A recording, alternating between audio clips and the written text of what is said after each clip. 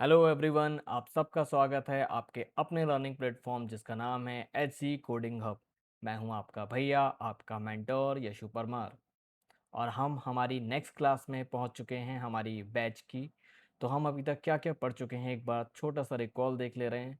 हमने पाइथन पढ़ा, क्या होता है, उसके फीचर्स पढ़े, उसका पहला प्रोग्राम हमने एग्जीक्यूट किया।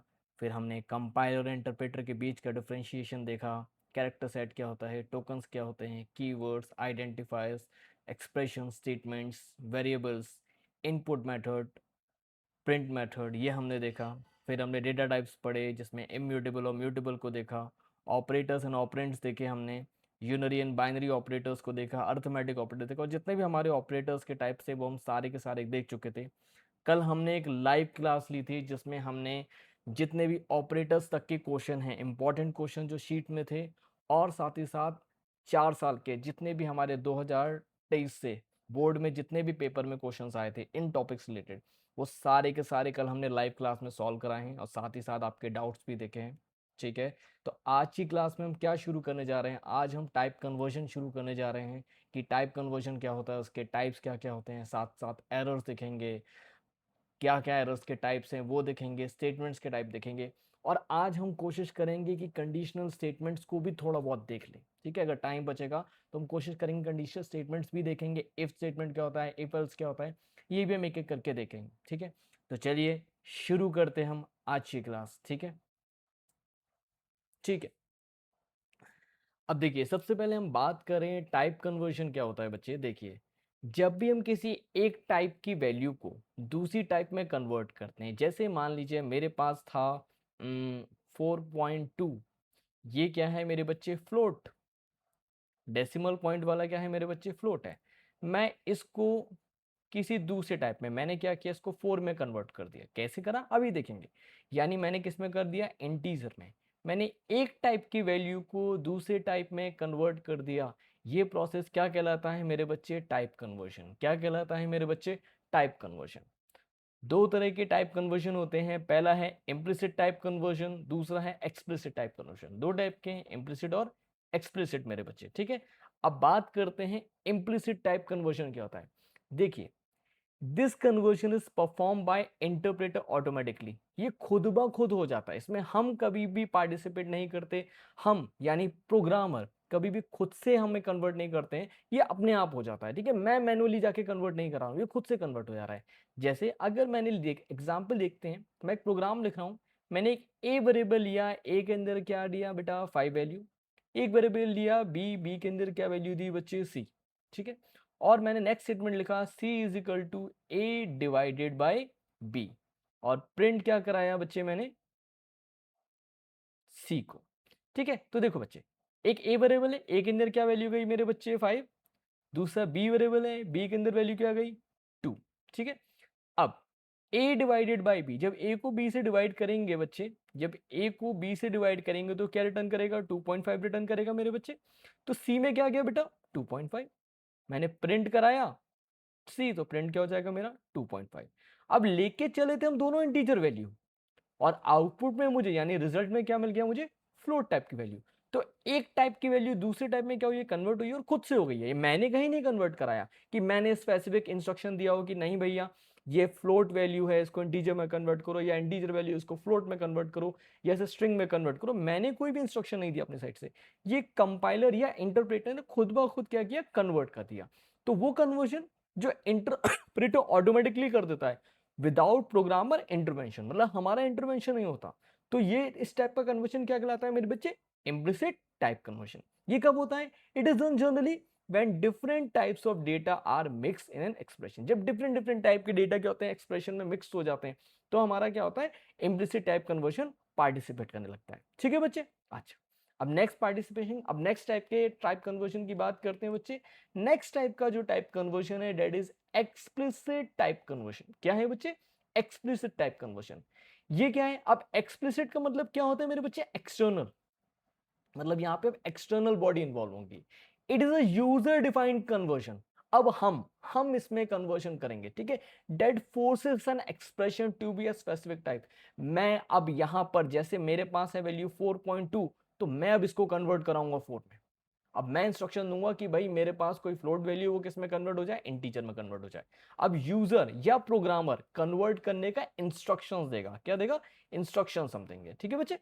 तो इस टाइप के कन्वर्शन क्या कहलाते हैं हमारे, explicit type conversion. It is also known as type casting, इसका नाम क्या है, type casting. As user cast यानी change the type of objects, ठीक है, या डेटा टाइप ऑफ ऑब्जेक्ट्स। तो ये यूजर कराता है, इसीलिए क्या होते हैं, एक्सप्लिसिट टाइप कन्वर्शन कहलाते हैं, ठीक है। चलिए देखते हैं अब उन मेथड्स को, देखते हैं जो भाई इन टाइप को कन्वर्ट कराने का काम करते हैं। सबसे पहला मेथड है मेरा बच्चा इंट मेथड। इंट मेथड क्या करता है, इंट मेथड क्या करता है मेरे बच्चे, ये किसी भी वैल्यू को जो इंटीजर में कन्वर्ट हो सकती है उसको इंटीजर में कन्वर्ट कर देता है। जैसे मैंने इंट के अंदर पास किया 7.4, तो ये क्या दे देगा, 7 रिटर्न कर देगा, मतलब ये इंटीजर वैल्यू रिटर्न कर देगा। अब मैंने इंट के अंदर पास किया स्ट्रिंग में डबल कोट्स में 3 4, तो ये इंटीजर में कन्वर्ट हो सकता है, इसलिए इसको किस में कन्वर्ट कर देगा, 34 में। तो ये कौन सा मेथड है मेरा, इंट मेथड। आपने देखा होगा हम क्या लिखते थे, हमने पहले भी लिखा है x is equal to int input enter a number, हम ये लाइन बहुत ज्यादा लिखते आए हैं। तो बच्चे आपको ध्यान होगा कि हम क्या करते हैं, हम नंबर एंटर कराते हैं, ठीक है, और इनपुट मेथड बाय डिफॉल्ट किस फॉर्म में कराता था, स्ट्रिंग फॉर्म में। मतलब जो भी वैल्यू इनपुट की होती वो किस डेटा टाइप में होती थी, स्ट्रिंग डेटा टाइप में होती थी। और इंटीजर उसको किस में कन्वर्ट करता था, इंटीजर में कन्वर्ट कर देता था। किस में कन्वर्ट कर देता था, इंटीजर में, अगर वो कन्वर्ट हो सकती थी। तो वो जो हम अभी तक करते आए हैं, इंट इनपुट एंटर नंबर, ये एक्चुअली किसका एग्जाम्पल था, ये था एक्सप्लिसिट टाइप कन्वर्शन का एग्जाम्पल था। किसका था, एक्सप्लिसिट टाइप कन्वर्शन का। तो इंट मेथड क्या करता है, किसी भी वैल्यू को जो इंटीजर में कन्वर्ट हो सकती है उसको किस में कन्वर्ट कर देता है, इंटीजर में। फिर बच्चे दूसरा मेथड है फ्लोट मेथड। ये क्या करता है, किसी भी वैल्यू को, किसी भी न्यूमेरिकल वैल्यू को फ्लोट में कन्वर्ट कर देता है, यानी डेसिमल पॉइंट में जो भी वैल्यू फ्लोट में कन्वर्ट हो सकती है उसको। जैसे ही बच्चे मैंने दिया फ्लोट के अंदर क्या पास कराया, 7 इंटीजर वैल्यू पास कर, उसने क्या दे दिया, 7.0, ठीक है। मैंने फ्लोट के अंदर फिर क्या पास कराया, 3 4 स्ट्रिंग में, तो इसने क्या दे दिया, 34.0। मान लो मैं फ्लोट के अंदर पास करा था बच्चे 47.3, 47.3, तो ये किस में कन्वर्ट कर देता, 47.3 में कन्वर्ट कर देता मेरे बच्चे। ये काम कौन करता, फ्लोट मेथड, ठीक है। फिर है मेरे बच्चे एसटीआर मेथड। कौन सा मेथड है मेरे बच्चे, एसटीआर मेथड। ये स्मॉल है, ठीक है बच्चे, ये दोनों स्मॉल मेथड, ठीक है। एसटीआर मेथड क्या करेगा, ये किसी भी चीज को स्ट्रिंग में कन्वर्ट कर देगा। मैंने देखो एसटीआर के अंदर क्या पास कराया, 4 पास कराया, ये इंटीजर वैल्यू है, इसने किस में कन्वर्ट कर दिया, स्ट्रिंग फॉर्म में कन्वर्ट कर दिया। मान लो मैं एसटीआर के अंदर पास कराता, एक सेकेंड बच्चे, मान लो मैं एसटीआर के अंदर पास कराता 47.3, तो ये क्या कर देता, 47.3 में कन्वर्ट कर देता, मतलब ये फ्लोट वैल्यू किस में कन्वर्ट कर देता, मेरी स्ट्रिंग वैल्यू, ठीक है। अच्छा अब देखो ध्यान से, ये क्या लिखा हुआ है, एस टी आर 0 0 1 7। बच्चे 0 0 1 7, 0 किसको डिनोट करता है बच्चे, ये करता है ऑक्टल वैल्यूज को। किसको डिनोट करता है, ऑक्टल वैल्यूज को। तो 0 1 7 किस में कन्वर्ट कर देगा, ये डेसिमल 15 स्ट्रिंग में कन्वर्ट करेगा। मतलब 0 7 को पहले इंटीजर में कन्वर्ट करेगा, यानी उसमें कन्वर्ट करेगा, डेसिमल नंबर सिस्टम में कन्वर्ट करेगा, तो 17 को कन्वर्ट करेंगे तो 15 आएगा, और उस 15 को किस में कन्वर्ट करेगा, स्ट्रिंग में कन्वर्ट करके दे देगा, ठीक है। अब चौथा मेथड है बेटा बूल, और बहुत इंपॉर्टेंट, बहुत मजेदार मेथड। ध्यान से समझना, कभी कंफ्यूज नहीं होगा, क्योंकि यहाँ बच्चों को बहुत ज्यादा कंफ्यूजन होता है। देखो बच्चे, बूल के अंदर पास करेंगे 0 तो क्या रिटर्न करेगा, फॉल्स। बूल मेथड क्या करता है, दो तरीके रिटर्न करता है, या तो ट्रू रिटर्न करेगा या फॉल्स। ये अल्टीमेटली इन्हीं में कन्वर्ट करता है, या तो ट्रू में कन्वर्ट कर देगा या फॉल्स में कन्वर्ट कर देगा, ठीक है बच्चे। अच्छा, बूल के अंदर 0 पास करेंगे तो क्या रिटर्न कर देगा, ये फॉल्स रिटर्न करेगा, ठीक है। कन्वर्ट किस में कर देगा, फॉल्स में। बूल के अंदर 1 पास करेंगे तो क्या रिटर्न करेगा, ट्रू में, क्योंकि हमें पता है 0 का मतलब क्या होता है बच्चे, फॉल्स, और 1 का मतलब क्या होता है बच्चे, ट्रू, ठीक है। अच्छा, अब बूल के अंदर बच्चे कुछ भी पास नहीं, ये क्या है, एम्प्टी वैल्यू। ये क्या है मेरे बच्चे, एम्प्टी वैल्यू, एम्प्टी वैल्यू, ठीक है। इसके अंदर कुछ भी नहीं है, एम्प्टी वैल्यू, ठीक। थोड़ा अच्छे से लिख रहे हैं, एम्प्टी वैल्यू, ठीक है। इसके अंदर कुछ नहीं पास हो तो क्या रिटर्न करेगा, फॉल्स। अब बूल के अंदर क्या पास किया, स्ट्रिंग में ए पास किया, तो क्या रिटर्न करेगा, ट्रू। तो याद रखना, बूल मेथड 0 और एम्प्टी वैल्यू के लिए फॉल्स रिटर्न करेगा। क्या रिटर्न करेगा, फॉल्स। बाकी सबके लिए क्या रिटर्न करेगा, ट्रू। ये कैपिटल एफ होना चाहिए, ठीक है। और ये कैपिटल टी होना चाहिए।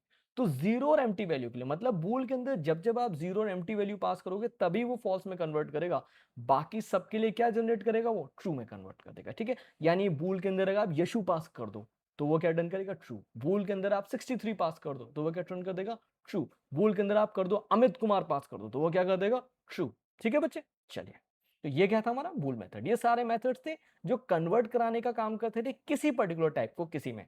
जैसे इंट किसी भी वैल्यू को इंटीजर में कन्वर्ट करा देता अगर वो कन्वर्ट हो सकती होगी उसमें, फ्लोट फ्लोट में कन्वर्ट करा देता, स्ट्रिंग किसी वैल्यू को स्ट्रिंग में कन्वर्ट करा देता था, और बूलियन किसी भी वैल्यू को या तो ट्रू या फॉल्स में क्या कर देता, कन्वर्ट कर देता था। जितनी भी जीरो और एम्प्टी वैल्यू थी उनको किस में कन्वर्ट करता था बच्चे, फॉल्स में। और जितनी उनके अलावा वैल्यूज होंगी जो भी होंगे उनको सब किस में कन्वर्ट करेगा, ट्रू में कन्वर्ट करेगा। ठीक है बच्चे, चलिए अब बात करते हैं डीबगिंग। डीबगिंग क्या होता है बच्चे, देखो बेटा, debugging is the process to locate an error, cause of error and correct it. मान लो मैंने कोई प्रोग्राम लिखा, तो डीबगिंग क्या करता है, इसमें एरर कहां पर है, कहां है एरर वो फाइंड करना, क्यों है, और उसको ठीक कैसे करेंगे, और उसको ठीक कैसे करेंगे। ये तीनों प्रोसेस, ये क्या कहलाता है मेरा, डीबगिंग।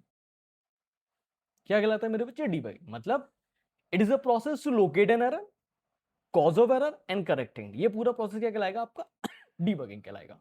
अब बात करते हैं एरर्स की। एरर क्या होता है बच्चे, देखो error is a bug that prevent a program from compiling and running correctly. मतलब ये मेरे प्रोग्राम के एग्जीक्यूशन को रोक देता है, हॉल्ट कर देता है। ये क्या कहलाता है, एरर कहलाता है। ठीक है, ये तीन तरह के होते हैं, compile time, run time, logic error. कौन से होते हैं बेटा, compile time error, run time error और लॉजिक एरर। अब एक एक करके इन तीनों को देखते हैं।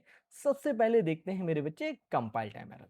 वो सारे एरर्स जो कंपाइलेशन के टाइम पे आते हैं वो क्या कहलाते हैं, कंपाइल टाइम एरर। जब हम प्रोग्राम को रीड हो रहा होता है हमारा, उस टाइम पे जो भी एरर्स आते हैं वो क्या कहलाते हैं, कंपाइल टाइम एरर। दो तरह के होते हैं, एक होता है बच्चे सिंटेक्स एरर, और दूसरा होता है मेरे बच्चे सिमेंटिक एरर। ठीक है, पहला होता है सिंटेक्स एरर और दूसरा क्या होता है मेरे बच्चे, सिमेंटिक एरर। अब सिंटेक्स एरर क्या होते हैं, it occurs when the rules of programming language are violated or not followed। जब हम प्रोग्रामिंग लैंग्वेज के रूल्स फॉलो नहीं करते हैं या उनको गलत तरीके से यूज कर लेते हैं तो वो क्या कहलाते हैं आपके सिंटेक्स एरर। इनका दूसरा नाम क्या है, पार्सिंग एरर्स। इनका दूसरा नाम क्या है, पार्सिंग। जैसे मैंने लिखा प्रिंट, ब्रैकेट लगाए, डबल कोट्स में हेलो स्टार्ट किया लेकिन सिंगल कोट्स पे खत्म किया, तो ये बेटा एक एरर है।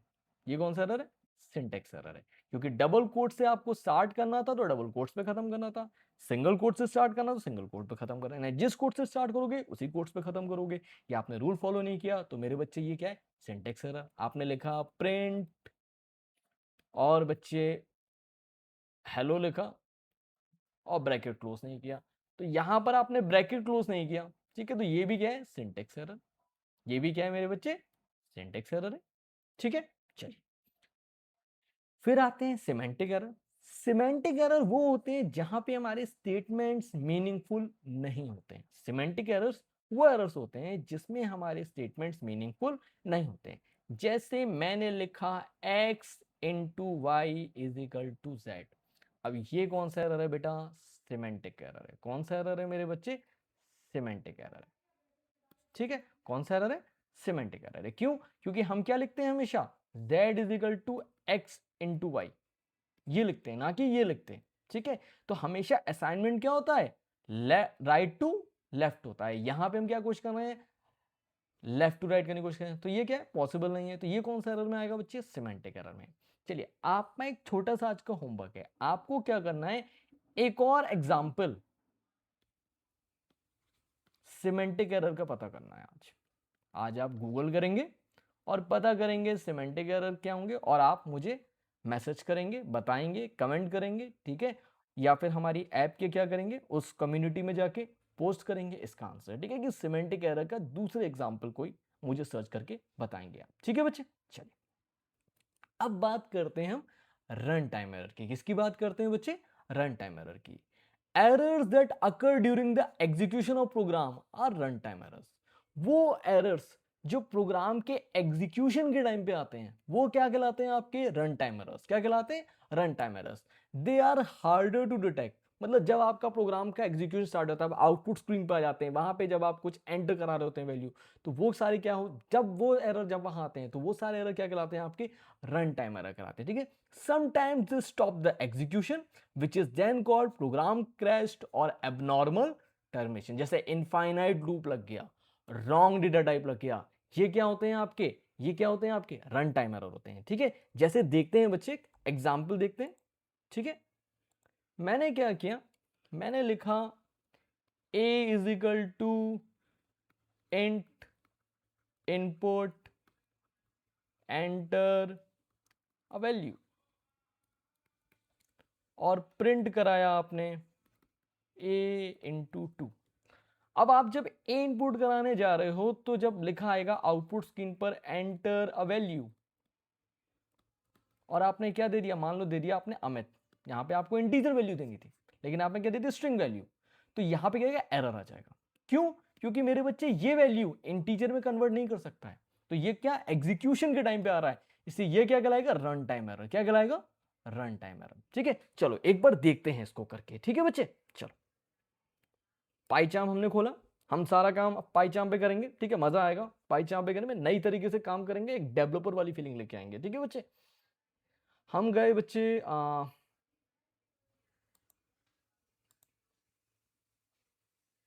प्लस पे। ठीक है, जैसे हमने प्लस किया,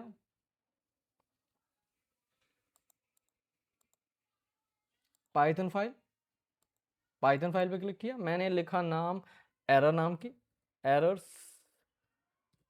ठीक है, ये क्लिक किया, ठीक, और मैंने लिखा x is equal to int input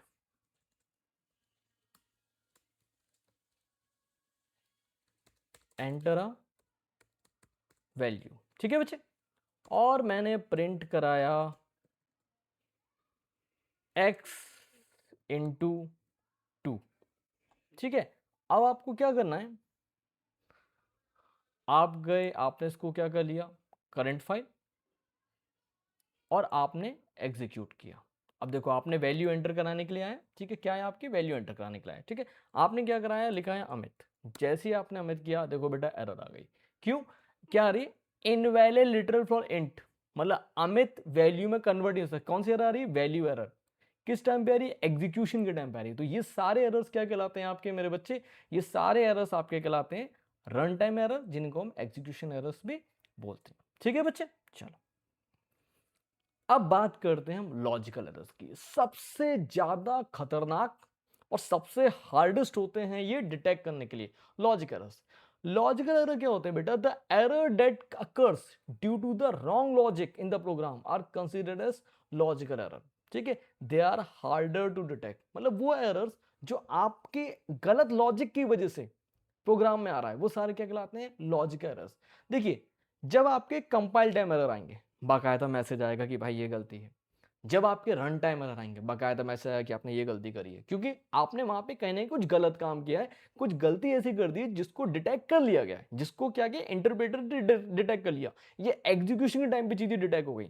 लेकिन मेरे बच्चे, जब भी लॉजिकल एरर्स आते हैं, ये कभी भी डिटेक्ट नहीं होते हैं, ये कभी भी डिटेक्ट नहीं होते हैं। ठीक है, इनकी वजह से आपका आउटपुट गलत आता है। यहां पे आप रूल्स भी सारे फॉलो करते हैं, यहां पे आपके स्टेटमेंट्स भी आपके क्या कहते हैं, चीजें बिल्कुल सही लिखी होती हैं, सब चीजें सही होती हैं, लेकिन यहां पे आपने कुछ लॉजिकली गलती करती हो, मतलब आपने अपना कुछ प्रोग्राम जैसे सॉल्व हो रहा होता है, वो मेथड कुछ अलग लगाते हो। जैसे मान लीजिए आपको एक कोई ऐसा प्रोग्राम बनाना था जिसमें एडिशन करना था, लेकिन आपने एडिशन में क्या कर दिया, मल्टीप्लिकेशन कर दिया, तो आपका आउटपुट हमेशा गलत आएगा।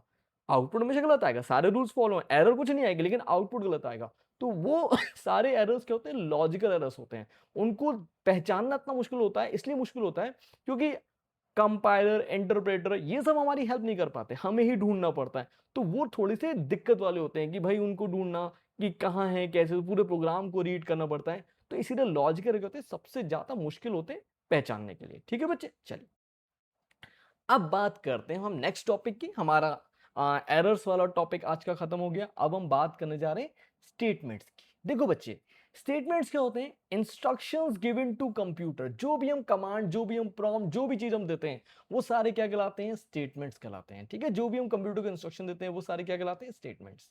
तीन तरह के होते हैं, एम्प्टी, सिंपल और कंपाउंड। ठीक है, एम्प्टी, सिंपल और कंपाउंड स्टेटमेंट।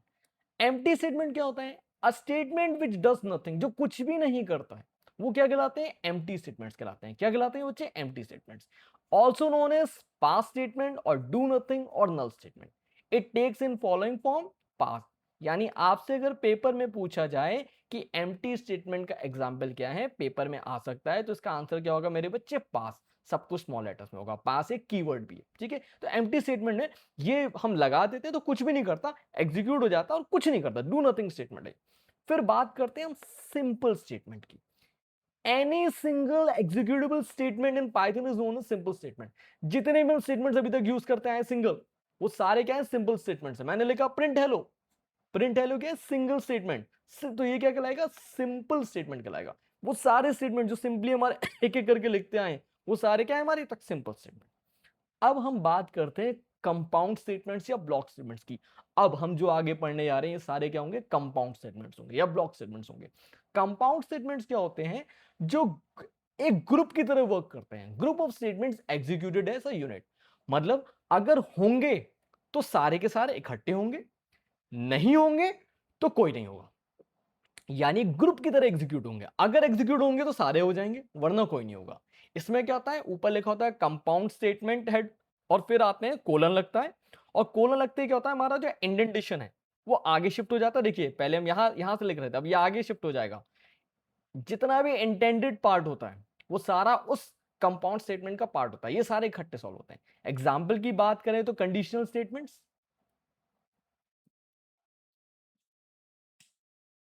लूप्स जिसे हम इटरेटिव स्टेटमेंट्स भी बोलते हैं, फंक्शंस, ये सारे के सारे क्या है मेरे बच्चे? Compound statements. क्या है मेरे बच्चे? कंपाउंड स्टेटमेंट्स या ब्लॉक स्टेटमेंट्स। अब हम फेमिलियर होने जा रहे हैं हमारे बहुत ही मजेदार टॉपिक की, जिसका नाम है कंडीशनल स्टेटमेंट्स। बहुत इंपॉर्टेंट है कोडिंग में। यहां से मैं बता रहा हूं आपको, क्लास 12th के बोर्ड के एग्जाम में इफ, लूप्स भर भर के यूज करेंगे।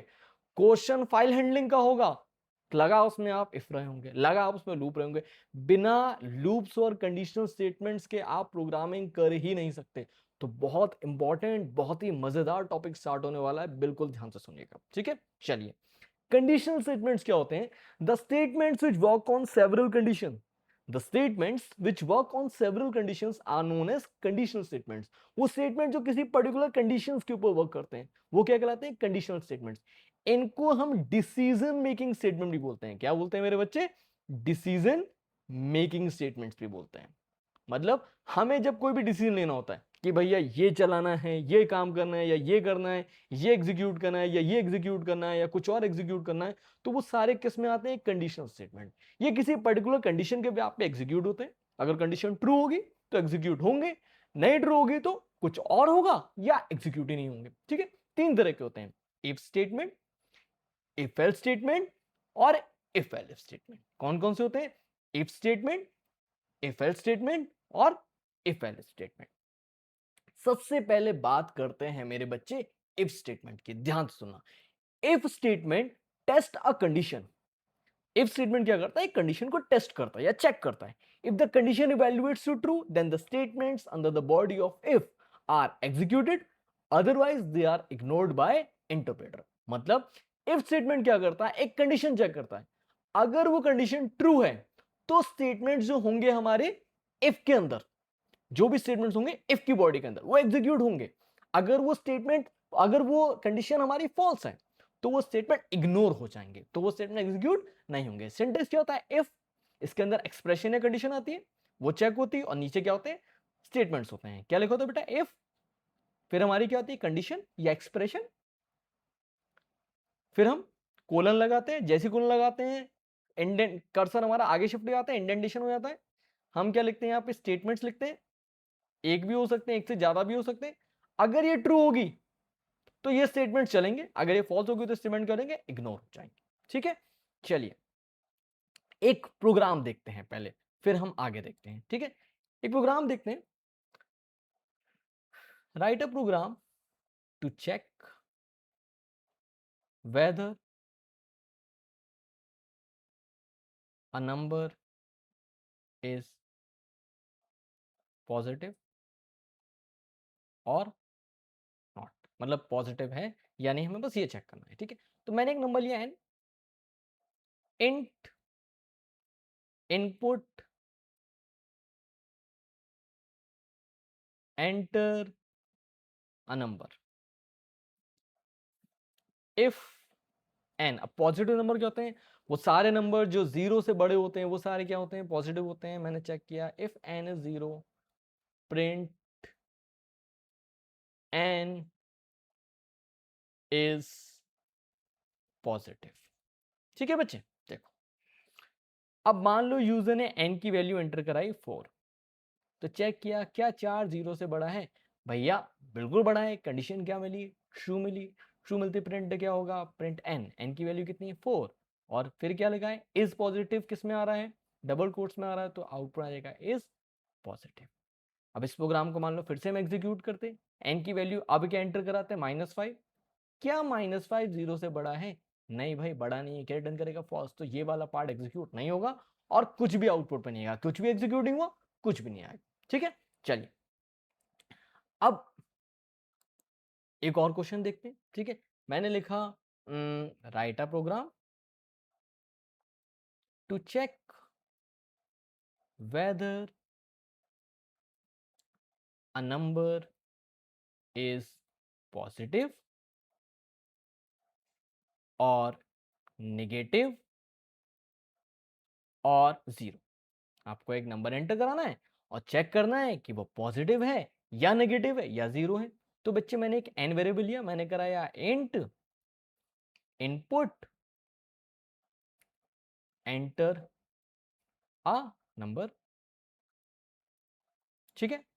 इफ एन जीरो से बड़ा है तो मेरे बच्चे क्या हो जाए, प्रिंट हो जाए एन इज पॉजिटिव। और यहां पे मैं यूज करने वाला हूं मल्टीपल इफ स्टेटमेंट्स का, बहुत सारे इफ लगाने वाला हूं, ठीक है। मैंने फिर लिखा है if N is less than zero print N is negative, if n equals to 0 print number is 0, ठीक है। चलो मान लो हम क्या कराते हैं, प्रोग्राम को एग्जीक्यूट करते हैं। मान लो हम नंबर में n की वैल्यू एंटर कराई हमने 4, ठीक है।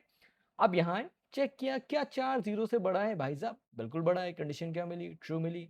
तो प्रिंट होगा n, प्रिंट होगा 4 इज पॉजिटिव, ठीक है। ये कंडीशन चेक करी, ट्रू थी, पार्ट चल जाएगा।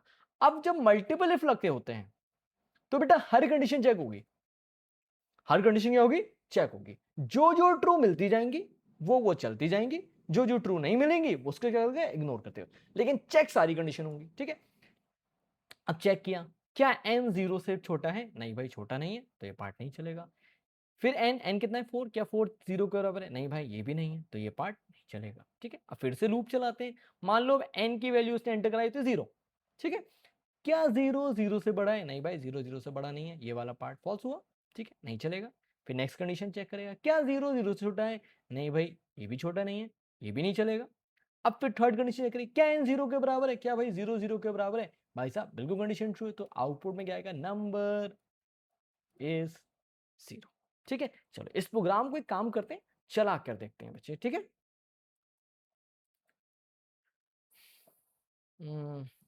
प्लस पे गए बेटा, पाइथन फाइल, पाइथन का नाम रखते हैं पॉजिटिव नेगेटिव यूजिंग इफ या यूजिंग मल्टीपल इफ, ठीक है। बड़ा सा नाम रख दिया हमने। अब मैंने लिखा n is equal to int input enter a number, ठीक है। If n is greater than 0 देखो खुद ब खुद मेरा आ रहा है प्रॉम्प्ट बना हुआ, ठीक है, तो हम इसका यूज कर सकते हैं, लेकिन अगेन कोशिश करिएगा इसे अवॉइड करिएगा, ठीक है। If n is smaller than 0, ठीक है, print n is negative, tab दबाते जाएंगे हमारा टाइप होता जाएगा, ठीक है। If n equals to 0, print, इसको थोड़ा कर दे रहा हूँ, नंबर इज 0, ठीक है। अब चलिए इसको हमने सेव किया और हम क्या करने वाले हैं, इसको हम एग्जीक्यूट करने वाले। एक सेकंड बच्चे, एक सेकंड, ठीक है। हमने अब देखो लिखा रहा है एंटर नंबर, मान लो यूजर ने एंटर कराया हो तो 6, क्या यहाँ 6 इज पॉजिटिव, फिर से एग्जीक्यूट कराया मेरे बच्चे, ठीक है। मैंने कराया -7, देखो -7 इज नेगेटिव, फिर से एग्जीक्यूट कराया मेरे बच्चे, मैंने अब क्या एंटर कराया, 0 कराया, एंटर प्रेस किया, देखो नंबर इज 0 आ गया। तो ये क्या था हमारा, ये हमारा प्रोग्राम था किसका, हमारा इफ स्टेटमेंट का, मल्टीपल इफ स्टेटमेंट का और इफ स्टेटमेंट का, ठीक है बच्चे। चलो अब देखते हैं चीज, ठीक है। अच्छा अब ये क्वेश्चन देखते हैं, बड़ी नई चीज पता लगेगी, मजेदार चीज है ये, आपको और बच्चों से अलग करेगी, नॉलेज आपकी बढ़ाएगी, इसको देखते हैं, ठीक है। बच्चे इफ क्या करता है, हमेशा इफ के आगे, इफ किसके चलता है, ट्रू के लिए चलता है, अगर कंडीशन क्या है, ट्रू, ठीक है। अब इफ के आगे क्या लगाया मैंने, 0, 0 क्या है मेरे बच्चे, फॉल्स को डिनोट करता है, मैंने बताया था 1 किसको नोट करेगा, ट्रू को, और 0 किसको डिनोट करेगा मेरे बच्चे, फॉल्स को करेगा, ठीक है। अब 1 इफ 0 लिखा है, इफ क्या लिखा, 0 लिखा, ठीक है, इफ क्या लिखा, 0 लिखा, ये एक प्रोग्राम। इफ क्या लिखा, 0, तो क्या हुआ, इफ फॉल्स, यानी कंडीशन क्या हुई, फॉल्स हुई, तो ये पार्ट चलेगा ही नहीं, तो कुछ भी आउटपुट में नहीं आएगा, ठीक है। अब मैंने लिखा इफ -5, इफ -5, -5 0 नहीं है, ठीक है, -5 0 नहीं है, और तो ये पार्ट क्या होगा, ट्रू होगा, तो आउटपुट में क्या आ जाएगा, हाई लिखा होगा, ठीक है। तो याद रखिएगा अगर इफ के साथ कंडीशन ये कोई एक्सप्रेशन लिखा है, तो एक्सप्रेशन अगर 0 है, रिजल्ट 0 दे रहा है, तभी फॉल्स है, अगर 0 के अलावा कोई वैल्यू दे रहा है तो क्या है बच्चे, वो ट्रू है। तो देखिए नोट पॉइंट में, for every non zero value if statement will execute, मतलब जितनी भी नॉन जीरो वैल्यूज होंगी उनके लिए इफ स्टेटमेंट क्या होगा, एग्जीक्यूट होगा, ठीक है। चलिए अब आज के लिए हम इतना ही रखते हैं, कल हम इफ एल्स स्टेटमेंट पढ़ेंगे, ठीक है। आई होप आपको आज का जो सेशन है बहुत ज्यादा फ्रूटफुल लगा होगा, ठीक है। कल हम इफ एल्स पढ़ेंगे, बहुत मजेदार मजेदार क्वेश्चन पढ़ेंगे, जो भी आपने क्लास 11th में क्वेश्चंस करे होंगे उनका हम एक बार फिर से रिवीजन करेंगे, ठीक है। तो बिल्कुल भी टेंशन मत लीजिएगा आप, बिल्कुल भी दिक्कत में मत आइएगा, हम सब चीजें आपको कराने वाले हैं। आज की हमारी क्लास जो थी उसमें हम इम्प्लिसिट एक्सप्लिसिट हमने कर लिया था, ठीक है, डीबगिंग कर ली, एरर्स पढ़ लिए, एरर्स के टाइप पढ़ लिए, स्टेटमेंट्स पढ़ लिए, और थोड़ा हमने नेक्स्ट क्लास का कंडीशनल स्टेटमेंट्स का पार्ट भी पढ़ लिया, हमने इफ स्टेटमेंट पढ़ लिया। उसके बाद हम पढ़ेंगे if else, if elif, if ladder, multiple if statements भी हमने आज पढ़ लिए, ठीक है। तो हम सारी चीजें पढ़ेंगे, ठीक है, हम बहुत ज़्यादा डीप में जाएंगे ताकि आपके कंसेप्ट बिल्कुल A to Z क्लियर रहें, ठीक है। आप जब बोर्ड के क्लास 12 के पेपर में बैठे तो आपको किसी भी तरह की दिक्कत नहीं आए, ठीक है। तो फिर मैं आपसे कह रहा हूँ कि बहुत ही सिस्टमेटिकली पढ़ना है, बहुत ही ऑर्गेनाइज वे में पढ़ना है हमको। तो हम ऑलरेडी नोट्स आपके जो भी हैं, आपके क्या कहते हैं टिल ऑपरेटर्स, मैं ऑलरेडी आपको भेज चुका हूँ, ठीक है, आप डाउनलोड कर सकते हैं, जितने बच्चे बैच में हैं आप सब डाउनलोड कर सकते हैं। साथ ही साथ हमने एक टेस्ट भी लॉन्च किया है, ठीक है। उस टेस्ट को आप जब ये टॉपिक खत्म हो जाए तो एक बार उसको देखिएगा, उसको क्या कहते हैं सॉल्व करेगा, फिर हम उसमें रैंकिंग निकालेंगे कितने बच्चे किस हालत में हैं, आपको पता लगेगा। तो कॉम्पिटेंसी बेस्ड असाइनमेंट हम देंगे, ठीक है, जिससे आपको बिल्कुल कंप्लीट सोल्यूशन मिले। और जो भी हम आपको शीट्स देंगे, जो भी दे रहे हैं, वो सारी की सारी एक एक क्वेश्चन हम सॉल्व कराएंगे, हमारे जो भी डाउट सेशन होगा, जो भी हमारा रिवीजन सेशन होगा लाइव क्लास में हम कराएंगे। कल की जो हमारी क्लास थी वो हमने एक्चुअली जो 7 जुलाई को जो क्लास थी वो मैं आज ले रहा हूँ, ठीक है, 8 को, और 7 जुलाई को जो हमारी कल क्लास थी मैंने लाइव ले ली थी, ठीक है, आप लोगों को बताया था, लाइव ले ली थी हम लोगों ने क्लास। और उसमें हमने जितने भी पुराने टॉपिक्स हैं, जितने भी हमने पढ़े थे, उसके जितने भी क्वेश्चंस थे बोर्ड में आए क्वेश्चंस, वो हमने कर लिए थे। तो बीच बीच में हम लाइव एडिशनल लाइव क्लासेस भी लेते रहेंगे। तो आज 8 जुलाई को वैसे हमारा कुछ था नहीं पढ़ाने का, लेकिन हमने 7 जुलाई वाली क्लास को हमने 8 जुलाई में कर लिया और 7 जुलाई को हमने एक लाइव सेशन रख लिया था। ठीक है, तो हम बीच बीच में लाइव आते रहेंगे, चीजें डिस्कस करते रहेंगे, आपकी प्रॉब्लम को सॉल्व करते रहेंगे। और मैं फिर कह रहा हूं कि हमको 100 की तरफ फोकस करना है हर हालत में। ठीक है, 100 से कम लाना ही नहीं है भाई। ठीक है, और लाना आसान। ठीक है, अगर आप सिस्टमेटिकली पढ़ते रहेंगे, ऑर्गेनाइज में पढ़ते रहेंगे, तो आपको प्रॉब्लम नहीं आएगी। ठीक है, तो कोई भी डाउट्स हो, कुछ भी चीजें नहीं आ रही हो, आप हमारे कमेंट सेक्शन खोला हुआ है, आप उसमें चीजें पूछ सकते हैं। ठीक है, तो अब मिलते हैं हम हमारी नेक्स्ट क्लास में। जैसा कि मैं हमेशा बोलता हूँ, keep coding, keep learning, keep building, keep growing. जय हिंद, थैंक यू।